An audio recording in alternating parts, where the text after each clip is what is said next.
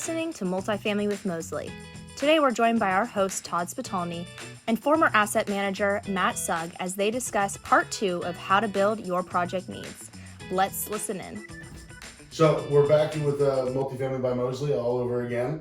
We brought back Matt Sugg again, our business development manager from down in Richmond and Virginia Beach. Welcome back. Thanks for having me back. Yeah. So today's topic, and we kind of hinted on this a few months back when we talked, was we're going to talk about the due diligence process a little bit, right? The mistakes that get made by owners, by asset managers, by contractors, all those things that kind of go into building a budget, to building a project, to building all those things to get where you want to go. Because I think at times we're so tied to that pro forma that we missed in the original purchase process, right? Yep. I've got a project out in Indianapolis right now, which it's a great project, but one of the things that we saw during the original DD, we couldn't tell because the frozen pipes when we walked it 3 months later after the project got purchased, no one had known they were going to crack and they were rusted and underground. And next thing you know, we've got sewage coming up to there. Our customer had to spend a whole lot more money to repair that took away from their overall performance. That's a tough bet. It is. But now we've got projects now that in the due diligence process, we're developing those performers anywhere from 12 to 18, 24 months out before, right? Yep, absolutely. So you backtrack a little bit. 24 months ago, where were we? Right in the heart of COVID. Yep. Right in the heart of the challenges that we were facing with supply chain issues. Well, the supply chain issues haven't gotten better. Cost of materials haven't gotten better. But we built DDs on 2020 prior to that, going into the beginning of it. The 45-day COVID that we thought we were getting. God bless. Yeah. 2 years later, we're still dealing with it. Yeah. And we're still going to be dealing for another 18 months potentially on the supply chain. We've seen cost increases of roughly 30 to 40% on certain products. Seen delays of, products that we normally could get in 5-7 days are now 7 to 12 weeks. It's just incredible. So we're talking about those mistakes, and what is the number one mistakes in your experience in the DD, the pro forma that you get seen made when it comes to developing a project? So great question. You see a lot. You hit one with the plumbing, right? The leaks. God, I've seen that a million times. I think the biggest thing is when you're doing a DD is making sure you're getting every contract that's in place for all of your suppliers, all your vendors. When it goes to maintenance, turns, your fire safety, life systems as well. I mean, really everything, because you'd be surprised. Sometimes you miss that one contract and it expired. Then you get the new deal, you get a takeover. Like, oh, just call them. And they're like, well, we're not, on our books anymore. And you're screwed, and you're scurrying around, you're trying to find somebody else. Like, that happens quite frequently. Right. So keeping an audit on your contracts for all your maintenance stuff in place is probably a big one, probably number one. And then really just making sure you're doing a thorough job with your team. Right. It starts at the ground, right? From your maintenance supervisor, your property manager, your regional property manager, asset manager. Sometimes even the owners will come down and do a walk with you too, but you got to make sure everybody knows exactly what they're doing for every step of that process. One little thing missed could be a huge expense in the long run. Absolutely. And I think from my standpoint, the biggest miss I've seen in the DD process is always related to plumbing. Yep. It's always related to plumbing because we all know that until I open up a wall, I can't tell the condition of it. We're on a project right now down in Richmond in your backyard. It's a project that I'm familiar with deeply throughout my entire life after living in Richmond. We open up a wall, and next thing you know, the entire plumbing stack is cracked. It's cracked. Absolutely, we had to replace the entire stack. And then we go to another building, these are garden styles. The entire subfloors are gone. Holy moly!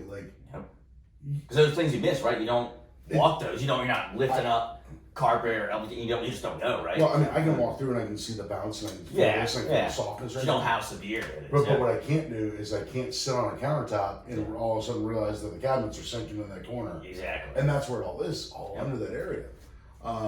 Those are just things that get missed. So how do you, as a former asset during the DD, budget that for unknown expectations? Because that's got to be accounted for. Well, what, surprisingly, it's usually not. You usually don't anticipate those things, and you want to portray a best case scenario. so you don't always have the reserve. Oh my I think goodness. it's good to, but honestly, most pro formas I put together, you don't really have that cushion. I think owners in the back of their mind expect something to happen, but you don't really budget for that necessarily. Yeah, And then you're in trouble. Yeah. But insurance isn't going to cover that. No, absolutely not. I mean, it's coming out of your pocket at the end of the day. So my question then is, why wouldn't you have a discretionary budget to hit that line item? You should. I mean, absolutely should. And I think that goes back to the DD, and especially now where the rates are and everything, you should be super thorough during a DD, not just a standard. So I think property management companies and owners need to go back to that process and really go through with a fine comb and figure out if it's the right process, if there's something missing, especially, you mentioned subflooring, plumbing, all those issues. So I think that does need to be something that's addressed for, all property management companies in the future. That's scary. Yeah, no, it is. It is. I mean, you could be talking millions. Absolutely, yeah. You could be absolutely talking about $1 million loss the minute you purchase it, and you may not recover that. Yeah, I mean, it's scary. You just don't know. So when that happens, so what do you do as a property manager? What do you do? I mean, you've got to call whoever you need to call to get out there and take care of it. I mean, you can't really expect it's got to get done, right? If it's a plumbing issue or a subflooring issue, you can't avoid it. It's got to the get done, survival right? of the property, right? Exactly. So you got to get it done. The owner doesn't want to hear it, but it has to But get does done. that change the model, of what you're going to do with that property? Oh, of course, yeah. It limits you back, right? Maybe you want to do some renovations and you couldn't because this expense happened. So then, you're digging yourself out of that grave to get back. But that pushes the performer back another 2 years, Yeah, right? yeah, absolutely, yeah. So does that mean that potentially I'm going to change my strategy? I mean, yeah, it depends, but absolutely, yeah. So if my original intent was to sell it in 7 years, right? But now I've walked in, I just got $2.5 million of unexpected costs that I'm not going to recover to get this building to where I've got to go. I can't do the renovations, which I wanted to do, to increase my rates to $200 a month, which then puts me, increases my NOI by 11-12% overall over 3 years. Great. Does that mean in 7 years that I can't sell this project because I'm not far enough ahead? Well, I think it depends on a few things, right? Market conditions, right? Depends. Right. Like right now or a year ago, it wouldn't have mattered, right? You still probably could have sold at a high dollar and made a good return. Right. But 2 years from now, that might not be the case, right? So yeah, and I don't think right now, if that stuff's not done, I don't know that you can sell today. Because I'm willing to pay inflated rates. I'm willing to pay inflated investment, cap rates. Mm-hmm. But what I'm not willing to do is to buy it at that inflated rate and then have to dump another $2 to $3 million. Yeah. That makes no sense to me. for sure. And I think that's some of the things that we're seeing right now. And one of the other things that we're seeing, the insurance on some of these projects that have to get done for these damages, they're pulling back. Yep. They're increasing their rates. Oh, they're absolutely. digging in. We've got a project that we had an owner that just bought a brand new, 400 unit project. One of the garden cells burned down 2 days prior to the sale. Money's got to give it back. It's a $500,000 fix, right? It's a $500,000 rebuild all day long. The insurance company's like, no, we're only going to give you $250,000. Holy cow! Yeah. I can't rebuild that many units for $250,000. It doesn't make sense. I can build my shell, but then who's going to cover the rest? Exactly. Luckily the previous owner and the new ownership are smart enough to say, listen, this was a fault. You need to fix this. This was a resident underneath you prior to the sale. Mm-hmm. You've got to cover my damages. Yep. And they were able to come to an amicable, agreement. Mm-hmm. We'll take care of it. But God bless. Imagine if they were 6 months in owning that. Oh gosh.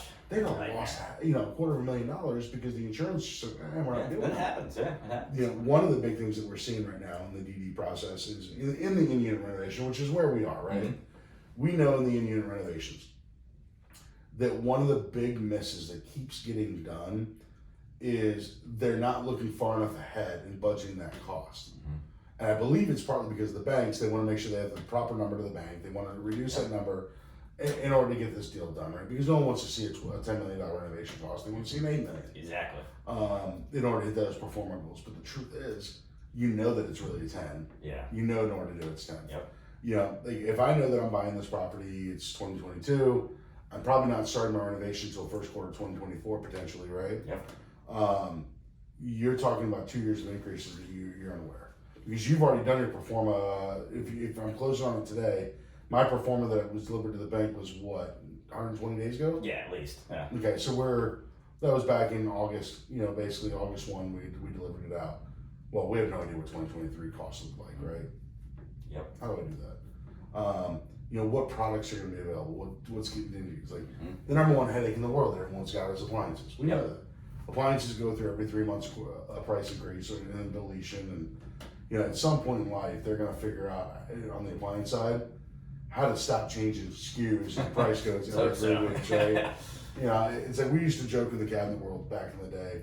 Every cabinet manufacturer had a different SKU, it's a wall 1530. Like, it's pretty simple, right? Why do you need to call it a WBC 306? It's the same thing. Yeah, exactly. Get consistent, help us out. But they do it to prevent competitive advantage. Yeah. Just drives me nuts. Yeah. I'm sure, right? Yeah, I'm sure. But the appliances right now, and we were joking about it just this morning. Yeah. Stainless steel appliances, base package. Crazy. 3 years ago, when I was selling appliances in my last company, $1,800 package I could sell out the door. Great GE package, $1,800 stainless steel, ice maker, top rate, out the door.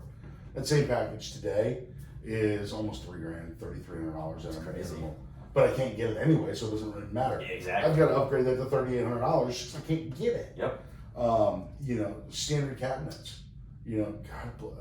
God forbid we get a good set of cabinets anymore. Mm-hmm. It 15% increase last year, which is across the board on everyone. It's that cost of your business has just changed. Yeah. It's just absolutely changed. And one of the things that we've got to talk about during these DDs is, when are we realistically going to renovate? What is that cost projection? And how do we get the banks to actually recognize that there's a problem? What happens though when that bank says, no, I'm sorry, I'm not going to approve that? What do you guys do? That's a good question. If they're not going to approve it, you got to go back to the drawing board and figure out a way to get it approved. So what's the first thing? Because we know the answer, you remove stuff out of the scope. Well, yeah, you'd have to. What's the one thing you can pull out of the scope that makes a difference? Man, it's tough. It really depends on the project, right? I don't know. I can't really give you a solid answer because you just don't know. You don't want to take something out and then it ruins everything else. So it really just depends. So the first thing we go is the LVP. The vinyl floor is the first thing we go. Yeah. Or you only put the LVP or the tile in the wet areas and everything else goes back to carpet, right? Yeah. But then you're not. Nowadays, nobody wants carpet. So no one wants carpet. That's but what do you do? Yeah. Or the next thing that happens is let's leave the cabinets. Let's just paint them. Yeah. Well, all that goes. Yeah. Yeah, but you're not solving a problem. Then. Yeah. Exactly. I can make it look wonderful. I really can. I can paint them all day long, but I can't solve the problem. Yeah. I'm not solving the fact that cabinet's had 20 years of leakage, and it's sagging out and it's rotten, and at some point it's gonna collapse. One of the things that we talk about and we try to get people to understand is when you're doing this process, don't set yourself up to spend money twice. Exactly. Don't spend it twice. Yep. There's one area we know we're always gonna spend money on: painting. Yeah. Every year I gotta paint. It's inevitable. I gotta do it. Every year, every 2 years, I gotta replace the carpet in the bedrooms. Yep. Or in the living room. Bedrooms I can usually get about 5 years if I'm lucky, right? Yeah. But don't do it twice. Yeah. I know if I put LVP down, I know I've got at least 7 years. Yep. And I don't have that residual cost every year. I know that if I replace my cabinets, I at least have 7 years of great life.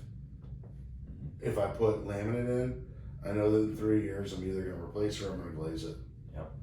And if I'm glazing it, I'm doing it again next year, and then the next year, the next year. Those are things that make a difference in that long run, right? We're talking about how do we increase NOI. Mm-hmm. I can't increase NOI if I'm doing the same job 3 times. But the upfront and the asset manager, and you know this better than anyone as a former asset guy, you only care about that initial number. Yeah. Our job is to make sure that you're not only looking at that number, because where people forget is that asset manager level, yeah, you're looking at that up front because you're responsible to the bank or the owner.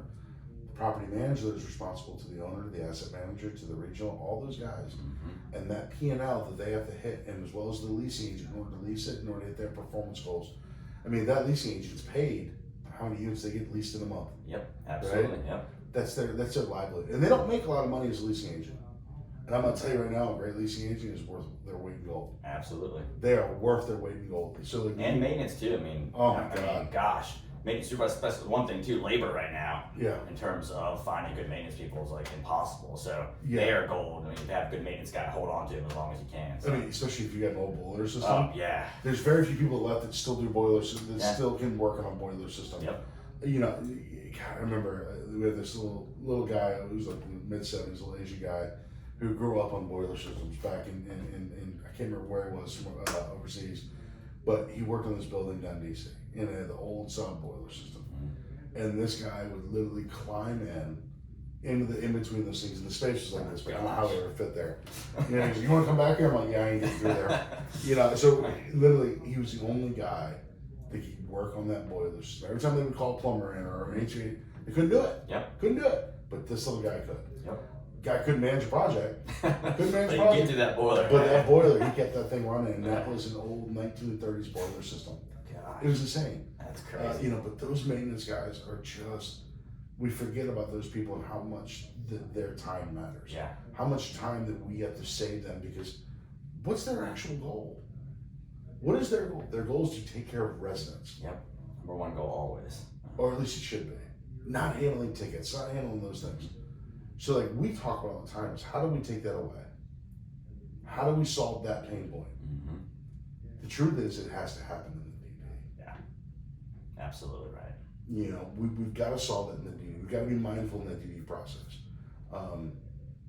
I would love to figure out a way to have that conversation more with people. I'd love to hear from more asset managers or regionals or property managers and have them come on the podcast and talk about that stuff. That would be fantastic. Like, I would love for anyone to volunteer and say, I want to come on the podcast, I want to talk about it, I want to do it because I want to debate it. Yeah, I think it's a great idea. I love I that want to too. debate this conversation with them because I'm going to tell you right now, we got to solve that problem. Yep. That's a great point you bring up, is having somebody involved with them, because they don't bring an outside contractor or whoever have you. It's just internal, right? It's just your company people. So having a set of other eyes or a third party perspective would be huge. Yeah. I'm surprised more companies don't do that, to be honest. You know, I've been brought in and I've probably done over 100 DDs in my career, right? And I'm always asked that same question. And I always get the same damn answer back, where Yep. we can't afford that. Yeah. Okay, great. So in 7 years, you are going to pay for that. Mm-hmm. Well, by then we'll have cash flow, are you? And I'll show them why they're not going to have that cash flow at times, because we don't do these things to solve it. But like I'm saying, I want to have that conversation with someone. Yeah. So I don't care if you're watching this podcast or you've got it and you want to have this conversation, send us a message. We'll put you on here. Yeah. We can do it remotely. Get on here. Let's debate this. Let's get more than a few people in here and let's debate this. Nah, I love that idea. So let's get there. Guys, thank you. Matt, Thank awesome. you. Yeah, thank you. Tremendous information. Hey, guys, check us out on the next podcast. We got a lot more to hit to, and we got a lot more topics and pain points to solve for you. And if you want to send us comments and you want to talk to us, send it. We'll bring you on. Let's have some fun. Thanks for listening to this episode of Multifamily with Mosley. Join us on LinkedIn as we continue the discussion using the hashtag #BuildingYourProjectBudget. And join us next month as we talk about how to build your finish schedule to maximize ROI. We'll see you then.